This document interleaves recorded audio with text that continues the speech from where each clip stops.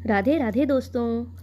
ईश्वर आप सभी की सभी मनोकामनाओं को पूर्ण करे और आप सभी को स्वस्थ और खुश रखे। चलिए कहानी शुरू करते हैं। हमारी आज की कहानी का शीर्षक है रूमाल। रीना की शादी को लगभग 25 साल हो चुके थे, लेकिन शादी के बाद से ही उसने अपनी सास को कभी भी अपनी सास या माँ का दर्जा नहीं दिया। वह हमेशा उनसे लड़ती रहती थी, उन्हें नीचा दिखाने की कोशिश करती थी। धीरे धीरे उसकी सास ने अपना हक जमाना ही छोड़ दिया और ससुर जी की मृत्यु के बाद तो रीना ने अपनी सास सावित्री जी की हालत और भी ज्यादा खराब कर दी। वह उन्हें तरह तरह से सताने लगी, कहीं आने जाने पर भी उनको टोकती थी। उसने अपने घर के पीछे के एक कमरे में अपनी सास के रहने की व्यवस्था कर दी थी। सावित्री जी केवल उस कमरे तक सीमित रह गई थीं। अगर वह अपने कमरे से निकलकर बाहर भी आती थीं, तो भी उनकी बहू उन्हें डांटकर वापस पीछे कमरे में भेज देती थी कि आप यहाँ क्या कर रही हैं, आप अपने कमरे में जाइए। सावित्री जी धीरे धीरे बीमार रहने लगीं और ऐसे ही एक दिन उनकी मृत्यु हो गई। आज सासू माँ की 13वीं है। मेहमानों के बीच उदासी ओढ़कर नकली आंसू बहाते हुए बहू रीना अब उकता गई थी। एक ननद को छोड़कर बाकी सभी मेहमान अब जा चुके थे। अब उसे इंतजार था सास की विरासत में छोड़ी हुई चीजें देखने का, जो उनके कमरे की अलमारी में रखी थीं। उनकी अलमारी की चाबी भी केवल ननद दीपा को ही पता थी। उसने सबके सामने अलमारी खोली। सामने ही लॉकर की चाबी और एक कागज का पुर्जा पड़ा था। दीपा ने माँ का लिखा हुआ संदेश पढ़ा। माँ ने अपने जेवर इकलौती पोती और बेटी के नाम किए थे। कैश रुपयों पर बेटे का अधिकार था। उनके सभी नए पुराने कपड़े गरीब महिलाओं में बांट दिए जाने का जिक्र था और एक सीलबंद पैकेट था जिसके ऊपर एक पिन लगे हुए कागज पर लिखा हुआ था कि यह पैकेट मेरी बहू के लिए है, लेकिन वो इसे अपने बेटे यानी मेरे पोते राहुल की शादी के 1 वर्ष बाद ही खोल सकेगी। मेरी अंतिम इच्छा के अनुसार तब तक यह बैंक के लॉकर में रख दिए जाएं।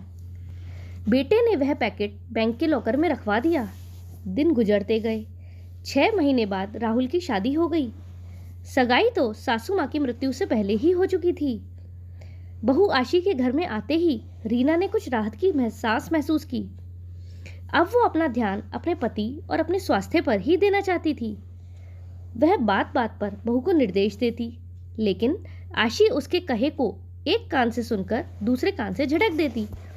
सास की हर कही बात का उल्टा जवाब देती। धीरे धीरे उसने सास को रसोई से बेदखल कर दिया। अपनी बहू आशी से रीना की बिल्कुल भी नहीं बनती थी और आशी को तो रीना फूटी आंख नहीं सुहाती थी। समय गुजरता रहा और रीना ने हालत से समझौता कर लिया। रीना यह बात अच्छी तरह से समझ गई थी कि सास कितनी भी पढ़ी लिखी और समझदार हो, लेकिन बहू स्वतंत्र ही रहना चाहती है और इसके लिए जाल बुनती ही रहती है और सास का नाम ही परिवार की सूची से मिटा देना चाहती है। अब उसे अपनी करनी पर पछतावा होने लगा था, क्योंकि उसने भी तो यही किया था ना अपनी सास सावित्री जी के साथ। सावित्री जी पढ़ी लिखी और सुलझे विचारों वाली महिला थी और अपनी पुरानी विचारों की सास से मिले हुए कष्टों को भूलकर रीना को हर तरह की सुविधाएं, सहयोग और प्यार देकर सास के नाम पर लगे मनहूस धब्बे को हमेशा के लिए मिटाकर एक नया इतिहास रचना चाहती थी। लेकिन रीना क्षण भर भी खुशी नहीं दे सकी थी सावित्री जी को। आज उसे अपनी सास की बहुत याद आ रही थी। तभी सामने लगे कैलेंडर पर उसकी निगाह पड़ गई। 2 दिन बाद ही बेटे बहू की शादी की पहली वर्षगांठ है। सास की वसीयत के अनुसार 1 साल पूरा हो चुका था। तीसरे दिन ही वो बैंक जाकर लॉकर से अपने नाम का पैकेट निकलवा कर ले आई। मन में उथल पुथल मची हुई थी कि आखिर उसे सास ने क्या दिया होगा। बेटे बहू के इधर उधर होते ही उसने वो पैकेट खोल दिया।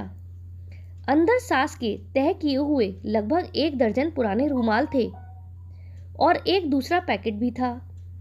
देखकर अचानक उसकी आंखें एक सवाल के लिए सिकुड़ गईं। साथ ही पिन किए हुए कागज पर लिखे हुए शब्दों को पढ़ने लगी। बहू, ये वे रूमाल हैं जिनसे मैं बेटे के विवाह होने के 1 साल बाद से अपने अंतिम समय तक आंसू पोंछती रही। पढ़कर उसकी आंखों से अविरल आंसू बहने लगे, क्योंकि अब उसे अपनी सास की पीड़ा का एहसास होने लगा था। जो दर्द उसने अपनी सास को दिया था, वही दर्द अब उसे अपनी बहू से मिल रहा था। रोते रोते उसने दूसरा पैकेट खोला। उसमें उतने ही बिल्कुल नए रुमाल थे और वैसा ही एक कागज का टुकड़ा पिन किया हुआ था। उसे तभी कहीं से सास की आवाज़ सुनाई दी, बहू रो रही हो ना? ये रुमाल तुम्हें तुम्हारे अंतिम सांस तक आंसू पहुँचने के काम आएंगे। और उसने एक रुमाल उठाकर अपने आंसू पोंछ लिए। दोस्तों, इसीलिए कहा गया है कि हम जैसे कर्म करेंगे हमें उसका भुगतान वैसे ही करना पड़ता है। इसीलिए कभी भी अपने बड़ों का दिल ना दुखाएं, क्योंकि हम आज अपने बड़ों के साथ जो करेंगे वही चक्र लौट कर हमारे साथ होगा। क्योंकि ये तो वक्त का पहिया है, एक बार लौट कर जरूर आता है। जैसा हम अपने परिवार के साथ करेंगे वैसा ही हमारी बहू आकर हमारे साथ करेगी। इसीलिए हमेशा अपने परिवार को प्यार और सम्मान दें। दोस्तों, आपको यह कहानी कैसी लगी कमेंट में ज़रूर बताइएगा। अगर पसंद आई हो तो वीडियो को लाइक करें और चैनल पर नए हो तो चैनल को सब्सक्राइब करें। हमारे साथ अंत तक बने रहने के लिए धन्यवाद। जय श्री राधे।